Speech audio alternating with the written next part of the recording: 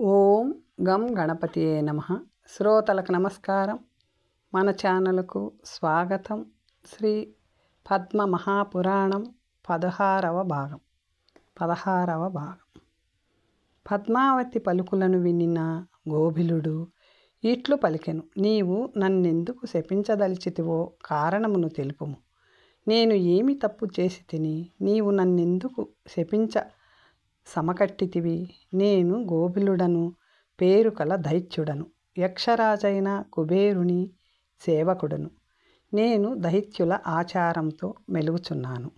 గొప్ప విద్యను తెలియుదును, వేదశాస్త్రార్థములను తెలిసినవాడను, కళలలో నిపుణుడను. ఇట్లు నేను దైత్యాచారమును చక్కగా సమగ్రముగా తెలియుదును. వినుము. పరుల ధనమును పరుల భార్యలను బలవంతముగా అనుభవించెదను. మేము దైత్యులము, దైత్యాచారముతో ప్రవర్తించుచున్నాము. నేను ముమ్మాటికి నిజమునే చెప్పుచున్నాను. ప్రతిదినము బ్రాహ్మణులలో లోపములను వెతుకుచుందుము. అట్టి బ్రాహ్మణుల తపస్సునకు విఘ్నములను కల్పించి నశింపచేతును. ఇందులో సందేహము లేదు. లోపమును పాపమును చూచియే వరానన బ్రాహ్మణులాచరించు దేవయజ్ఞమును ధర్మయజ్ఞములను నశింపచేయుదుము. నారాయణుని నుంచి, ఉత్తమ బ్రాహ్మణుల నుంచి, పతివ్రతల నుంచి మేము సదా దూరముగా ఉందుము. ఇందులో సందేహము లేదు. ఉత్తమ బ్రాహ్మణుల తేజస్సు, మహాత్ముడైన శ్రీహరి తేజస్సు, పతివ్రత అయిన శ్రీ తేజస్సు దైత్యులు సహింపజాలరు. పతివ్రతా భయముతో, శ్రీహరి భయముతో, ఉత్తమ బ్రాహ్మణుని భయముతో దానవులు నశింతురు. రాక్షస పుంగవులందరూ దూరముగా పారిపోవుదురు.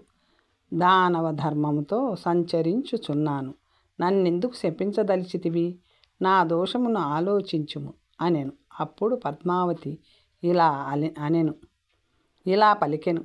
పాపాత్ముడా, నా ధర్మమును చక్కని దేహమును నీవు నాశనము చేసితివి. నేను పతివ్రతను, సాధ్విని, పతినే కోరుదానను, తపస్సును ఆచరించుదానను. నేను నా సాంప్రదాయములో ఉన్నదానను. నీవు నీ మాయతో నాశనము చేసితివి. దుష్టుడా, అందుకే నిన్ను దహింపచేతును. ఇందులో సంశయము లేదు అనెను. అప్పుడు గోభిలుడు ఇలా పలికెను. ఓ నృపనందిని, నీవు ఒప్పుకొనినచో ధర్మము గురించి చెప్పెదను. నిత్యాగ్నిహోత్రి అయిన బ్రాహ్మణుని విధానమును ధర్మమును కూడా నీకు చెప్పెదను. ప్రతిరోజు 2 కాలములందు అగ్నిని వ్రేల్చు అగ్ని మందిరమును త్యాజించని వాడు అగ్నిహోత్రి అగును. ప్రతిరోజు అతడు హోమము చేయును. నిత్యము హోమము చేయువాడు అగ్నిహోత్రి అనబడును.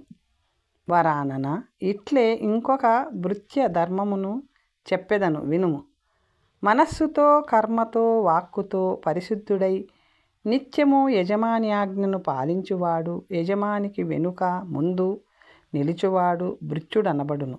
అతను పుణ్యమును పొందును. గుణవంతుడు, జ్ఞాని అయిన పుత్రుడు, శుభ సంకల్పముతో తండ్రిని రక్షించువాడు, తల్లిని కూడా మనఃపూర్వకముగా సేవించువాడు, వాక్కుతో శరీరముతో సేవించువాడు ప్రతిదినము గంగా స్నానము చేసిన ఫలమును పొందును. దీనికి విరుద్ధముగా చేయువాడు నిస్సందేహముగా పాపియగును. ఇట్లే పతివ్రతా ధర్మమును చెప్పెదను వినుము. ప్రతిదినము త్రికరణములతో భర్తకు సేవ చేయునది, భర్త సంతోషించినతో సంతోషించునది, కోపించినచో కోపింపనిది, భర్త పనులన్నింటిలో ఎల్లప్పుడూ ముందుండునది పతివ్రత అనబడును. తండ్రి పతితుడైనను, చాలా దోషములు కలవాడైనను, కుష్ఠవ్యాధిగ్రస్తుడైనను, కోపిష్టైనను పుత్రుడు ఎన్నడూ విడువరాదు. తల్లిదండ్రులను సేవించువారు పరమలోకమైన విష్ణువు యొక్క పరమపదమును పొందును. యజమానిని సేవించు భృత్యులు యజమానుని అనుగ్రహముతో ఉత్తమ లోకములను పొందుదురు. ఎన్నడూ అగ్నిని పరిత్యజించని బ్రాహ్మణుడు బ్రహ్మలోకమును పొందును. అగ్నిని పరిత్యజించు బ్రాహ్మణుని వృషలీపతి అని అందురు. యజమానిని విడిచిన భృత్యుని స్వామి ద్రోహి అనబడును. అందువలన బ్రాహ్మణుడెన్నడు అగ్నిని విడువరాదు, కొడుకు ఎన్నడు తండ్రిని విడువరాదు, భృత్యుడెన్నడు యజమానిని విడువరాదు. నేను ముమ్మాటికి నిజమునే చెప్పుచున్నాను. వీనిని వదిలి వెళ్ళువారు నరకమనే సముద్రములో పడుదురు. ఓ దేవి, శ్రేయస్సు కోరుకునే స్త్రీ భర్త పతితుడైనను, వ్యాధిగ్రస్తుడైనను, వికలుడైనను, కుష్టివాడైనను, సర్వకర్మ విహీనుడైనను, ఏ పని చేయకపోయినను, సంపాదించిన ధనమంతయు పోయినను ఎన్నడూ విడవరాదు. భర్తను విడిచి మరొక పని చేయుటకు వెళ్ళు స్త్రీని పుంచలి సర్వధర్మ బహిష్కృత అని అందురు. భర్త గ్రామాంతరం వెళ్ళునప్పుడు వస్త్రభూషణాదులచే అలంకరించుకొని లోలత్వముతో సుఖములను అనుభవించినచో ఆమెను పుంచలి అందురు. వేదశాస్త్ర సమ్మతమైన ధర్మము నాకు కూడా తెలుసు. దానవులు, రాక్షసులు, ప్రేతములను మొదటిలో బ్రహ్మ సృష్టించినందుకు కారణము చెప్పెదను విను. బ్రాహ్మణులు, రాక్షసులు, దానవులు, పిశాచములు ధర్మార్థములను అన్నింటినీ అభ్యసించిరి. అయితే దానవులు వాటిని చక్కగా తెలిసినను వాటిని ఆచరించరు. జ్ఞానహీనులైన దానవులు విధి విధానముగా కర్మలను ఆచరించరు. విధివర్జితులైన మానవులు కూడా అన్యాయముగా వాటిని అనుసరింతురు. అటువంటి వారిని శాసించుటకే దానవులు, రాక్షసులు సృష్టింపబడిరి, వేరు కారణమునకు కాదు. ఏ మానవులు విధి విహీనులై కర్మలను ఆచరింతురో అటువంటి వారిని మేము శాసింతుము, గొప్ప శిక్షతో వారిని శిక్షింతుము. నీవు మహాదారుణమైన పనిని చేశావు. గృహస్థ ధర్మములను విడిచి ఇక్కడికి ఎందుకు వచ్చావు?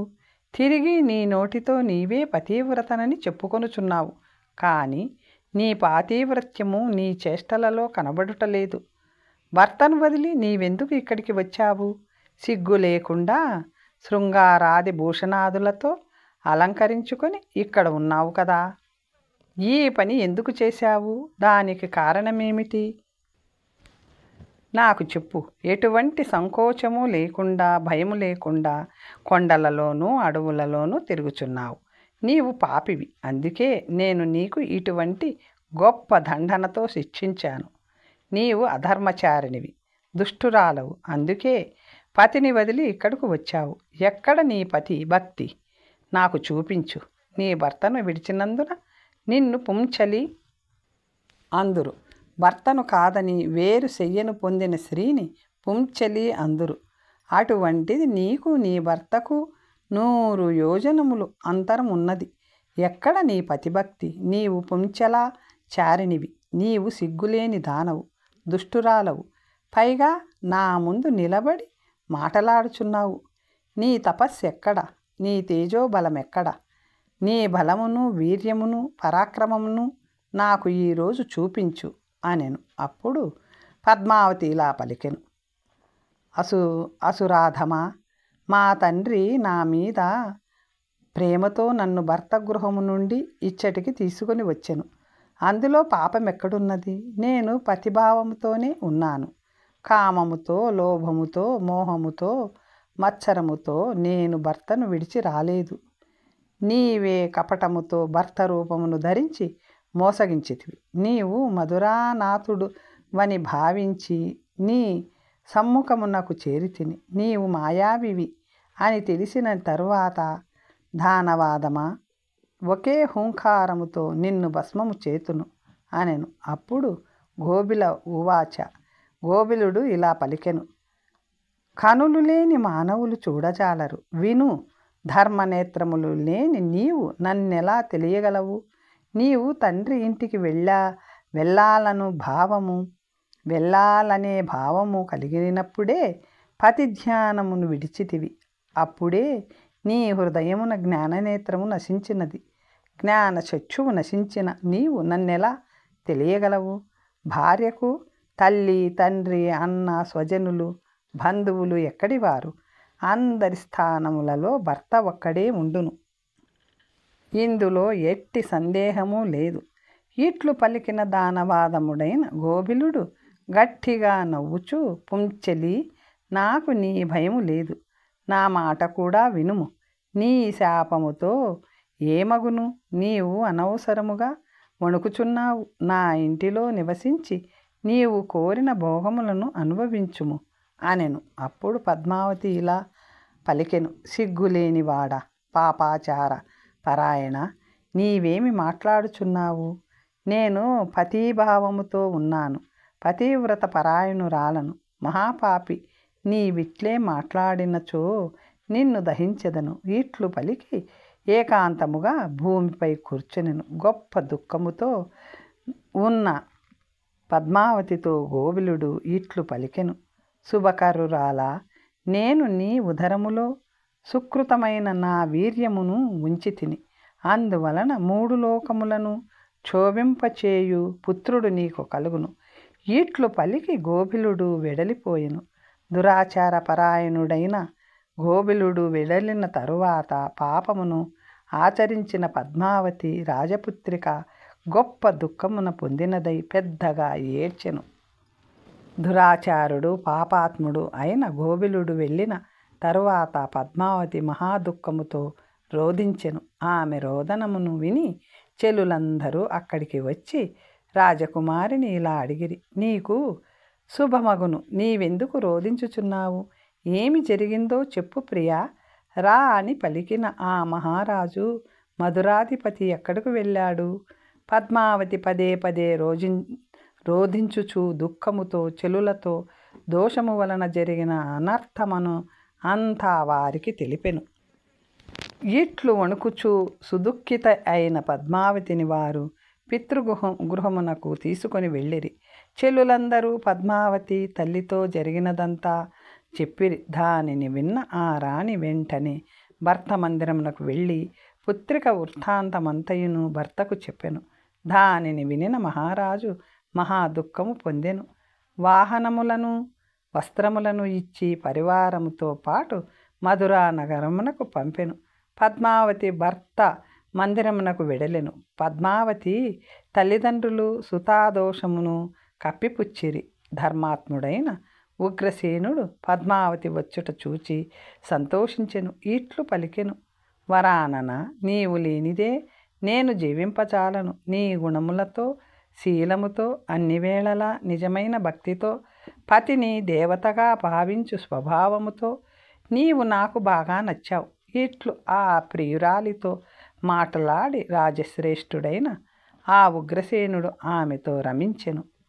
సర్వలోక భయంకరమైన గర్భము పద్మావతి ఉదరములో పెరుగుసాగెను. ఆ గర్భమునకు కారణము పద్మావతికి తెలియను. తన ఉదరములో పెరుగుచున్న గర్భమును గురించి రాత్రింబవళ్ళు విచారించుచు లోకనాశకరమైన ఈ గర్భములోని శిశువు పుట్టినందున నాకేమి ప్రయోజనము? ఇప్పుడు ఈ దుష్టపుత్రుని పుట్టుక వలన ప్రయోజనము లేదు అని ఆలోచించి గర్భపాతమునకు కావలసిన ఔషధిని అడుగుచుండెను. ప్రతిదినము గర్భపాతమునకు మహా ఔషధిని అన్వేషించుచుండెను. గర్భపాతమునకు చాలా ఉపాయములు చేసినది. అయినను సర్వలోక భయంకరమైన దారుణ గర్భము పెరుగుచునే ఉండెను. అంతలో ఆ గర్భము తల్లి అయిన పద్మావతితో ఇట్లు మాట్లాడెను. తల్లి, నీవు ప్రతిదినము ఔషధులతో ఎందుకు కష్టపడుచున్నావు? ఆయువు పుణ్యముతో పెరుగును, పాపముతో ఆయువు తగ్గును. వారు చేసిన కర్మలు పరిపక్వత వలన వారు జీవించును లేదా మరణించును. కొందరు గర్భపతనముతోనే మరణింతురు. మరికొందరు అపక్వములుగా శిశువు పూర్తిగా పెరగకుండా భూమిపై పుట్టి వెంటనే మరణించును. కొందరు యవ్వనం వరకు ఉందురు, తర్వాత మరణించెదరు. బాలురు, వృద్ధులు, యువకులు ఆయుర్వశములో ఉండి వారు చేసిన కర్మ విపాకము వలన జీవించుచుందురు, మరణించుచుందురు. ఔషధములు, మంత్రములు, దేవతలు ఆయుష్కు నిమిత్తములు మాత్రమే. వాటికి బ్రతికించే చంపే శక్తి లేదు. ఇందులో సందేహం లేదు. నేను ఎటువంటి వాడినో నీకు తెలియదు. పూర్వము బహుబలవంతుడైన కాలనేమిని నీవు చూసి ఉందువు లేదా విని ఉందువు. దానవులలో మహావీర్యుడు, మహాబలవంతుడు, మూడు లోకములకు భయమును కలిగించినవాడు ఆయన ఆ కాలనేమిని నేనే. దేవాసుర సంగ్రామంలో పూర్వము నేను విష్ణువుచే చంపబడ్డాను. ఆ వైరము సాధించటానికే నేను ఇప్పుడు గర్భంలో ప్రవేశించాను.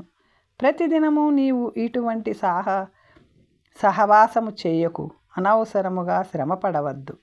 ఇట్లు గర్భము పలికి విరమించెను. తల్లి గర్భపాతోద్యమమును విడిచెను, కానీ మహాదుఃఖమును పొందెను. ఆ గర్భము 10 సంవత్సరముల కాలము పెరిగెను. తర్వాత మహాతేజోవంతుడు, మహాబలవంతుడు అయిన కంసునిగా జన్మించెను. ముల్లోకములలో నివసించు వారిని హింసించెను. తరువాత వాసుదేవుని చేతిలో హతుడై మోక్షమును పొందెను. ఓ కాంతుడా, ఇట్లు నేను వింటిని, జరగవలసినది జరిగియే తీరును అని పురాణాలలో నిశ్చితముగా చెప్పబడిన దానిని నేను మీకు చెప్పాను. వివాహము తరువాత పుత్రిక తండ్రి ఇంటిలో ఉన్నచో నాశనము కలుగుతుంది. ఈ దుష్టురాలను మహాపాపిని పరిత్యజించి స్థిమితముగా ఉందుము. ఈమె మన దగ్గర ఉన్నచో మహాపాపము, దారుణమైన దుఃఖము కలుగును. లోకములో శ్రేయస్కరమైన దానిని నాతో కలిసి అనుభవించుము.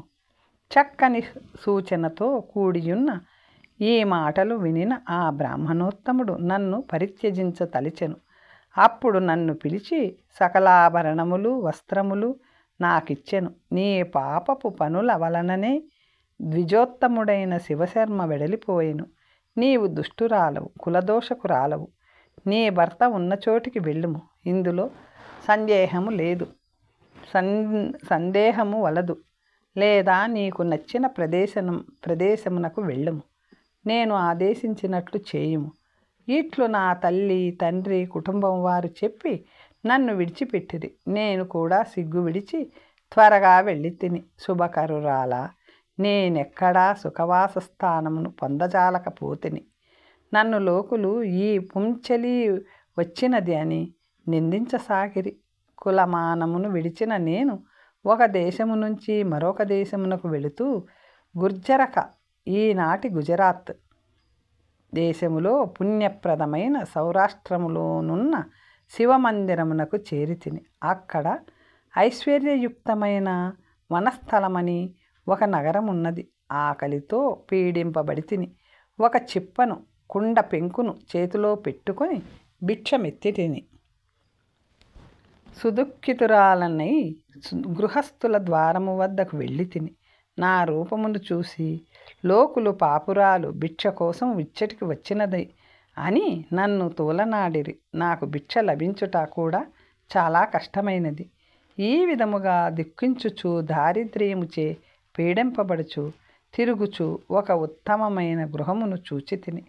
ఉన్నతమైన ప్రాకారములతో వేదశాల సమన్వితమై ఉన్నది ఆ భవనం. వేదధ్వనితో నిండి ఉన్నది. చాలామంది బ్రాహ్మణులతోనూ ధాన్యములతోనూ నిండి ఉంది. దాసదాసీ జనములచే అలంకృతమై ఉన్నది. లక్ష్మీదేవి అనుగ్రహించిన అనగా ఐశ్వర్యభరితమైన రమ్యమైన ఆ గృహములో ప్రవేశించాను. అంతటా మంగళకరముగా నున్న ఆ గృహము శివశర్మదే. దుఃఖపీడితురాలైన సుదేవ భిక్ష నివ్వండి అని పలికెను. ద్విజోత్తముడైన శివశర్మ భిక్షాను శబ్దం వినెను. లక్ష్మీదేవి వంటి రూపము గల తన భార్య మంగళను పిలిచి, ధర్మాత్ముడు మహామతి అయిన శివశర్మ నవ్వుతూ, ఓ ప్రియురాల, దుర్బల అయిన ఈమె భిక్ష కోసం మన ద్వారం వద్దకు వచ్చినది. ఆమెను పిలిచి భోజనం పెట్టు. అతని భార్య పరమ కృపగలదై నేను వచ్చినది తెలుసుకుని తన భర్తతో ఇలా చెప్పెను. కాంతుడా, ఆమెకిష్టమైన భోజనమును ఇచ్చేదనని పలికి సుదుర్బలమైన నాకు ఆ మంగళకరురాలు మృష్టాన్న భోజనము పెట్టెను. అంతలో ధర్మాత్ముడు మహాముని అయిన శివశర్మ వచ్చి నీవెవరవు? నీవెవ్వరి దానవు? ఏ కార్యార్థమై నీవు ఈ భూమిపై తిరుగుచున్నావు? నాకు చెప్పు అనెను. అప్పుడు నా భర్త అయిన ఆ మహాత్ముని వాక్యములు విన్న పాపురాలనైన నేను అతని స్వరముతో అతనిని నా భర్తగా గుర్తించి సిగ్గుతో నేను తలను దించుకున్నాను. అది చూసి సర్వావయ సౌందర్యము గల మంగళ భర్తతో, ఈమె ఎవరు? మిమ్మల్ని చూడగానే ఆమెకు ఎందుకు సిగ్గుతో తలదించుకుంది? నా యందు అనుగ్రహముతో ఈమె ఎవరో చెప్పండి అని పలికెను. శివశర్మ ఇలా పలికెను. ఓ మంగళ, నీవు అడుగుచున్నావు కనుక చెబుతున్నాను విను. ఓ వరానన, నీవడిగిన విషయం తెలుసుకును. ఓ చారుహాసనే, ఇక్కడికి భిక్షకు రూపంలో వచ్చిన ఈ దీనురాలు వసుదత్తుడను విప్రుని కుమార్తె. ఈమె పేరు సుదేవ, నాకు భార్య, ప్రియురాలు కూడా. ఏదో కారణము చేత తన దేశమును విడిచి ఇక్కడికి వచ్చినది. నా వియోగము దుఃఖము ఆమెను దహించుచున్నది. నన్ను తెలుసుకొని నీ ఇంటికి భిక్షుక రూపంలో వచ్చినది. నాకు ప్రియమును కోరుకుని నువ్వు ఇది తెలుసుకుని ఆమెకు చక్కని ఆతిథ్యమివ్వవలెను. పతిని దేవతగా భావించే ఆ మంగళ అత్యంత సంతోషముతో స్వయముగా స్నానము చేయించి వస్త్రములను ఇచ్చి భోజనము పెట్టెను. ఆ పతివ్రత నాకు రత్నకాంచన ఆభరణములతో నన్ను అలంకరించెను. పతి కోరిక ప్రకారము ఆమె నాకు అలంకరించినది. స్నానము చేయించి భోజనము పెట్టి నన్ను ఆదరించింది. నేను నా భర్తచే గౌరవింపబడ్డాను. వారి గౌరవమునకు నాలో సర్వ ప్రాణ వినాశకమైన మహాతీవ్రమైన దుఃఖము కలిగినది. ఆమె నాకు చేసిన ఆదరమును చూచి అత్యంత దుఃఖము కలిగి ప్రాణములు పోవునంత దారుణమైన చింత నాలో కలిగెను. నేను పాపురాలిని, ఎప్పుడూ దుష్కృతములనే చేసి తిని ఎన్నడూ నా భర్తతో మంచిగా మాట్లాడలేదు. ఆ బ్రాహ్మణోత్తముని పాదములను ఎన్నడూ కడుగలేదు. అంగ సంవాహనము అంటే ఒళ్ళు పట్టుట చేయలేదు. ఆ మహాత్మునికి ఎన్నడూ ఏకాంతమును కూడా ఇవ్వలేదు. ఇటువంటి పాప నిశ్చయురాలునైన నేను వారితో ఎలా మాట్లాడగలను? ఇలా ఆలోచిస్తూ ఆ రోజు రాత్రి నేను దుఃఖసాగరంలో పడితిని. ఈ చింతతో నా హృదయం పగిలినది. నా ప్రాణములు నా దేహములు వదిలి వెళ్ళినవి. అప్పుడు అక్కడికి వీరులు, దారుణమైన రూపము గలవారు, గద చక్ర ఖడ్గములను ధరించిన వారు అయిన యమధర్మరాజు భటులు అక్కడికి వచ్చిరి. వారిచే దృఢమైన శృంఖలములచే బంధింపబడిన తిని ఎంతో దుఃఖముతో రోధించుచున్న నన్ను ఆ యమభటులు నన్ను యమపురికి తీసుకొని వెళ్ళిరి. ముద్గరములతో కొట్టుచు పీడించుచు దుర్గమమైన మార్గములో నన్ను యముని సమక్షమునకు తీసుకొని వెళ్ళిరి. మహాత్ముడైన యమరాజు క్రోధముతో నన్ను చూసి నిప్పుల రాశిలో అనేక నరకములలో నన్ను పడవేయించెను. నా భర్తను వంచినందుకు, పరపురుషులతో సంబంధము కలిగినందుకు, లోహ పురుషుని విగ్రహము చేసి బాగా కాల్చి నా వక్షస్థలంపై విసిరి ఈ విధముగా అనేక విధములుగా నేను చేసిన తప్పుల వలన హింసింపబడి యాతనను అనుభవించి తిని నరకాగ్నిచే దహింపబడి తిని మరుగుతున్న నూనె నిండిన కళాయిలో అంటే మూకుడులో విసిరివేయబడి తిని కాలిన ఇసుకలోనూ మన్నులోనూ పడివేయబడి తిని ఆశిపత్రములచే ఛేదింపబడి తిని జలయంత్రములచే లాగబడి తిని అంటే ఈడ్చబడి తిని కూట శాల్మిలి వృక్షములపై విసిరివేయబడి తిని చీము, నెత్తురు, మలమూత్రములు క్రిములమయమైన దానిలో పడవేయబడి తిని. ఓ రాజకుమారి, వేదనాకరమైన ఇతర నరకములలో కూడా ఆ మహాత్ముడు నన్ను పడవేసెను. రంపములచే చీల్చబడి తిని శక్తులతే అంటే ఈటెల వంటి ఆయుధములచే కొట్టబడి తిని ఇతర నరకములలో కూడా నేను పడవేయబడి తిని దుఃఖ సంకటకరమైన ఎన్నో యోనుల్లో పడవేయబడి తిని. ధర్మరాజు నన్ను ఎన్నో యోనులలో పడవేసెను. మేక యోనిలో పుట్టి దారుణమైన దుఃఖమును అనుభవించి తిని. ఆ తరువాత తోడేలు జాతిలోను, కుక్క జాతిలోను, కోడి, పిల్లి, ఎలుక జాతులలో పుట్టి తిని. ఈ విధముగా యమధర్మరాజు నన్ను ఎన్నో జాతులలో పడవేసెను. అన్ని జన్మలలోనూ ఎంతో దుఃఖమును అనుభవించి తిని. ఆ తరువాత ఈ భూమిపై నేను సూకరిగా జన్మించి తిని. ఓ మహానుభావురాలా, నీ చేతిలో అనేక తీర్థములున్నవి. ఆ తీర్థజలమును నాపై చల్లావు ఓ దేవి. నీ అనుగ్రహము వలన నా పాపము నశించినది.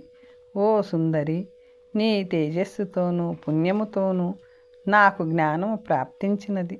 నరక సంకటములో పడిన నన్ను ఇప్పుడు నీవు ఉద్ధరించవలేను. నీవు నన్ను ఉద్ధరించనిచో నేను తిరిగి దారుణమైన నరకమునకు వెళ్ళవలసి వచ్చును. దుఃఖములోనున్న నన్ను తరింపచేయము. నేను పాపభావమును పొంది తిని. దీనురాలిని, ఆశ్రయము లేని దానను, నన్ను రక్షించు అనెను. అప్పుడు ఓ మంగళకరురాలా, నిన్ను ఉద్ధరించుటకు పుణ్యము కలిగించే సుకృతము నేనేమి చేశానో చెప్పు అనెను. మనుపుత్రుడైన ఈ ఇక్ష్వాకు మహారాజు మహాజ్ఞాని. ఆ మహాజ్ఞ సాక్షాత్ విష్ణువే. నీవు సాక్షాత్ మహాలక్ష్మివే, అన్యము కాదు.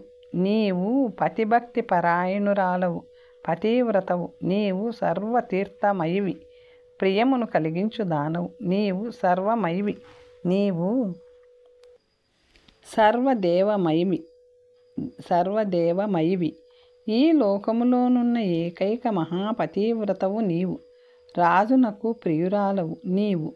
రాత్రింభవళ్ళు నీ భర్తకు శుశ్రూషలు చేయుచుందు. ఓ వరానన, నీవు నా శ్రేయస్సు కోరుకొనినచో నీవు చేసిన పతి శుశ్రూష పుణ్యములో ఒక్క దిన పుణ్యమును నాకు ఇవ్వుము. నీవే నా తండ్రివి, నీవే నా తల్లివి. జన్మ జన్మలకు నీవే నా గురువువి. నేను పాపిని, దురాచారురాలను, జ్ఞానహీనురాలను, అసత్యవాదిని. యముని దెబ్బలకు భయపడుచున్నాను. ఓ మహానుభావురాలా, నన్ను ఉద్ధరించు అనినా సూకరి పలికిన మాటలు విని రాజును చూచి, మహారాజా, ఈ పశువు ఏమి చెప్పుతున్నదో విన్నారు కదా, ఇప్పుడు నేనేమి చేయవలేను అనెను. అప్పుడు ఇక్ష్వాకు మహారాజు ఇలా పలికెను. సుబే, ఈమె దుఃఖితురాలు, నిస్సహాయురాలు, పాపజాతిలో పుట్టినది. నీ పుణ్యముతో ఆమెను ఉద్ధరించు, నీకు గొప్ప శ్రేయస్సు కలుగుతుంది అనెను. నారీమణులలో శ్రేష్ఠురాలైన సుదేవ భర్త పలికిన మాటలు విని, ఓ వరానన, నేను చేసిన పుణ్యంలో 1 సంవత్సర కాలము పుణ్యము నీకు సమర్పిస్తున్నాను అని చెప్పెను. రాణి ఈ మాటలు పలికిన తక్షణమే సూకరి రూప యౌవన సంపన్నురాలై, దివ్యమాలా విభూషితురాలై, దివ్య దేహము కలదై, తేజోవతి అయి, సర్వభూషణములతోనూ నానారత్నములతోనూ శోభించుచు దివ్య రూపి అయి, దివ్య గంధాను లేపితి అయి, దివ్య విమానము నెక్కి అంతరిక్షములోకి వెళ్ళెను. అలా వెళుతూ రాణికి తల వంచి నమస్కరించి, ఓ మహానుభావురాలా, నీకు శుభము కలుగుగాక. సుందరి, నీ అనుగ్రహము వలన నేను పాప విముక్తురాలనై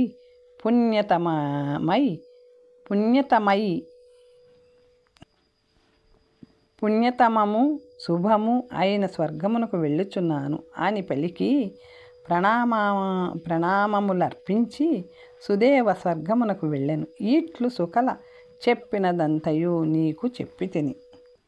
తర్వాత కథ వచ్చే భాగంలో తెలుసుకుందాం. నమస్తే.